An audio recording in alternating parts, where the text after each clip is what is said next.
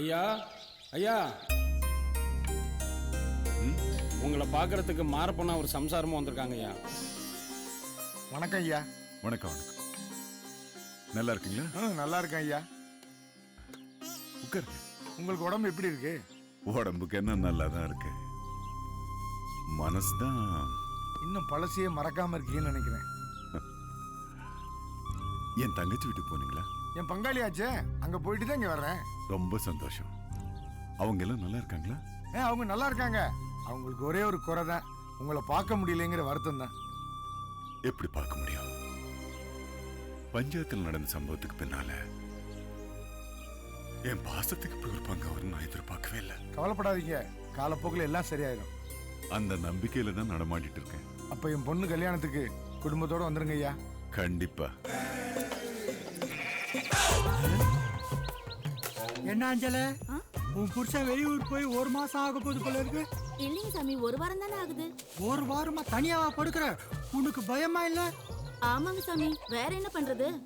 உன் புருஷன் வெளியூர் போயிட்டா நீ கவலைப்படாத. இந்த ஊர் மைனர் நான் பாத்துக்கிறேன். பரவாயில்ல, கூட்டிட்டே பேசு. தொழில் தான் முக்கியம். அதுவும் குனிஞ்சி கூட்டுனா தொழிலுக்கு நீ கொடுக்குற மரியாதை. இதோ பாரு அஞ்சல, உனக்கு நகை நட்டு வேணுமா? என்கிட்ட வா, நான் பாத்துக்கிறேன். உனக்கு புடவை ஜாக்கெட் வேணுமா? என்கிட்ட வா, நான் பாத்துக்கிறேன். உனக்கு பசி எடுத்தா என்கிட்ட வா, எந்த பசியா இருந்தாலும் நான் பாத்துக்கிறேன். அப்ப வாந்தி எடுத்தா? கர்மா, அதெல்லாம் நான் பாத்துக்க மாட்டேன். எனக்கு வாந்தின்னு நினைச்சாலே வாந்தி வாந்தியா வரும். உங்ககிட்ட ரொம்ப நாளா அவனுக்கு கேட்கணும்னு ஆசை. கையில பச்சை குத்தி இருக்கியே, அதை என்ன மனசுல வச்சுதானே குத்தி இருக்க? இல்ல சாமி, சின்ன வயசுலயே குத்திக்கிட்டேன். அடி பாவி, சின்ன வயசுலயே குத்திக்கிட்டியா? ஐயோ, அம்மா கறி வரா.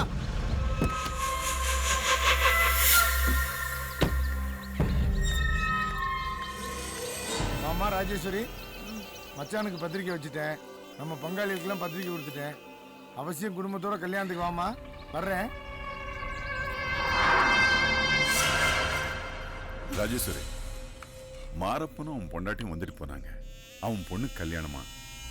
ஒரு நல்ல காரியம் நடக்கும்போது தானே சொந்த பந்தம் எல்லாம் ஒண்ணு சேர முடியும்.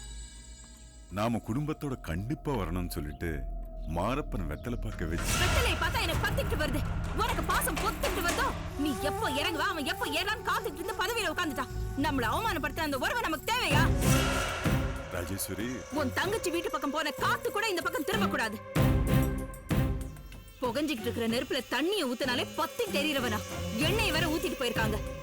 பதவி வேணா முடிஞ்சிருக்கலாம், ஆனா பகை எரிஞ்சுக்கிட்டு தான் இருக்கும், எப்பவுமே அணையாது.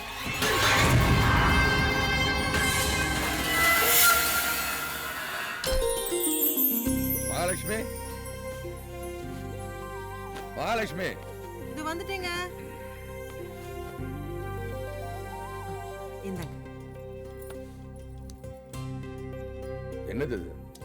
என்னங்க? உன் முகத்தை பாரு.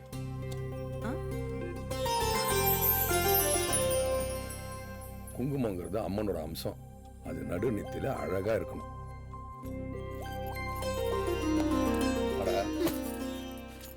எல்லாம் சரியா செய்யுங்கப்பா, ஆனா செய்ய வேண்டியதை மட்டும் செய்யாதீங்க. நீ எதமா சொல்ற? அந்த அம்மன் சிலை தான் சொல்றேன். கருவறையில கடவுள் இல்லாம இருக்க கூடாதான். நீங்க வச்சிருக்கிறது உற்சவ மூர்த்தி, ஊரை சுத்துற சாமி. அத உடனே சரி செய்யுங்கப்பா. ஆமாண்டி, அதை சரி செய்ய போய் தான் எங்க அண்ணன் அசிங்கப்பட்டு உடம்பு கெட்டு நடமாட முடியாம கிடக்குறாரு. உங்க அப்பா பிள்ளைகிட்ட என்ன பேசணும் தெரியாது. வெட்டுப்பட்ட கிளையை பத்தி வளர பிள்ளைகிட்ட பேசிட்டு நீ தனியா கொடு. ஐயா, குழந்தை வந்திருக்கு ஐயா. என்னடா? ஐயா, இன்னைக்கு கோயில் உண்டியல் பணத்தை கொட்டி என்ற நாளுங்க ஐயா. எல்லாரும் உங்களுக்காக காத்துட்டு இருக்காங்க ஐயா. வர கோயில் உண்டியல் பணம் எண்ணி முடிச்சதும் நீ தோட்டத்து வீட்டுக்கு வந்துரு. சரிங்க ஐயா. அங்கே சிலை செய்யறதுக்கு ஆளுங்க வந்திருக்காங்க. அவங்க கூட இருந்து என்னென்ன கேட்குறாங்களோ அதெல்லாம் ஏற்பாடு பண்ணி. சரிங்க ஐயா.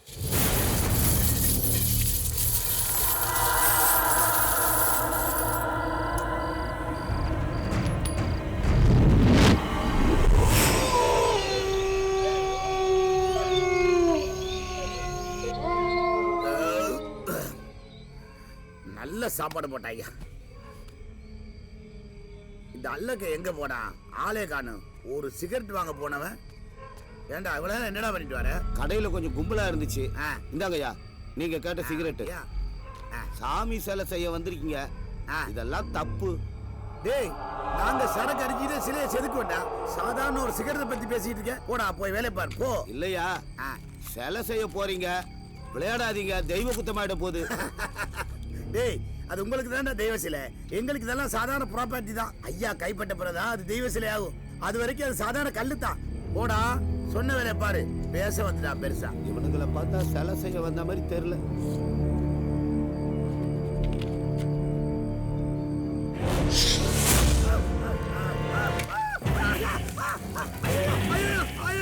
சிகரெட் பத்த வைக்கிறது தானா பத்திட்டு ஒரே ஜனலா இருக்கு.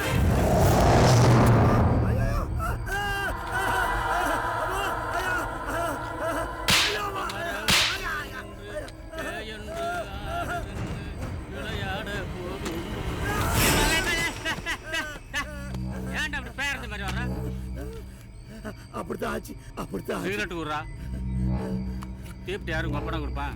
அதுவா பத்திக்கும். கொண்டா காத்தாட்டமா வெளியே போய் பத்த வச்சு. சொன்னாக்கள் இங்க இருந்து பத்த வை. படுத்து தொலை, எதை பார்த்தாலும் பயந்துக்கிட்டு. நீ சொன்னா கேட்க படுத்து மாட்டே. தொல்றா. போ, எக்கேடு கட்டு போ. பேய் கூடயே குடும்பம் நடத்திக்கிட்டு இருக்கேன், பேய் வருது. தூங்க போற நேரத்துல பக்கி வந்து கெடுத்து விட்டுருச்சு. ஆளும் மண்டையும் தானா பத்து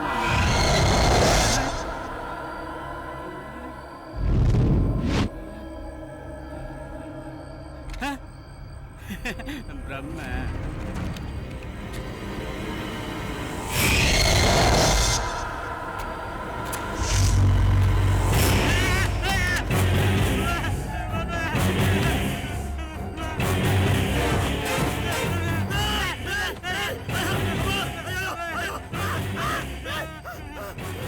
ஏண்டா, சிகரெட் பத்த வைக்க போனியே, பத்த வச்சியா? நான் எங்க பத்த வச்சு அதான் பத்திக்கிச்சு. எனக்கு அதுவா பத்திக்கிச்சுடா. ஏடா பேய்க்கு பார்த்தவங்களா? வெடிஞ்சா சிலை செய்யணும், என்னடா பண்ணிட்டு இருக்கீங்க? ரைட் ஆஃப் பண்ண படுங்கடா. டேய், ரெண்டு பேர் மூஞ்சி ஏன்டா பேய் அறிஞ்ச மாதிரி இருக்கு?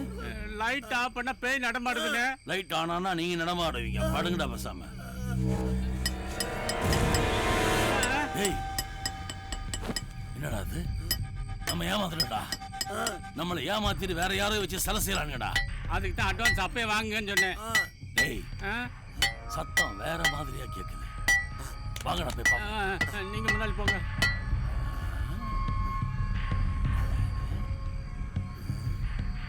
உங்க உயிர் போறதுக்குள்ள போயிடுங்க. யாரா இருக்கும்? இன்னுமா சந்தேகம்? தடவி பார்க்கிறார் பாரு.